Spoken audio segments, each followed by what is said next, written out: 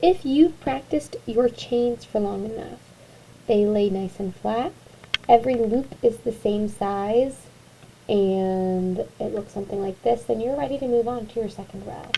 Second row is the hardest row, but you got this. So I'm going to zoom in on my chain so that you see what I'm talking about. When you're making your second row, you are going to work into every single one of these top loops. So you see all these bumpy top loops on the top. We're going to make a single crochet into each one of those. This very last loop is my most recent chain. This chain I'm going to actually skip because it becomes almost like my building block onto the next row. It's like a ladder that brings you up. So I'm going to skip the last chain, and I'm holding my chain sideways now. Oops, let's bring this up.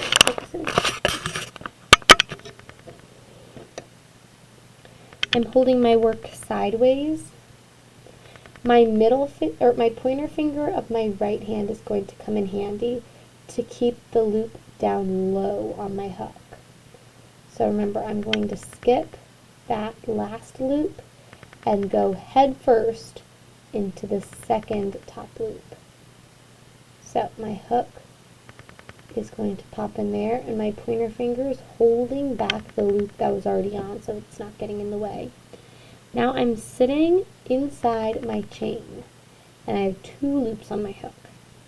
I'm going to yarn over to bring the hook through this loop.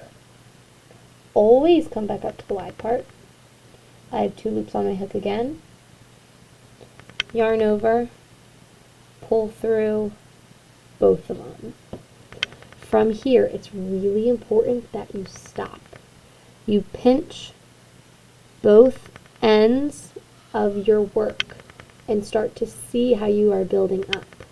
When we're holding it up like this, I can see that I just came out of this loop and my next loop is here. If you're holding your piece long like this, you're going to want to go into this space because it's right next to you. So you have to make sure you're pinching the bottom of the chain and start imagining your stitches going up on a new row. When I hold it like this, I can see that I just came out of this loop. The ones that you come out of are always stretched a tiny bit, so they're always going to look bigger.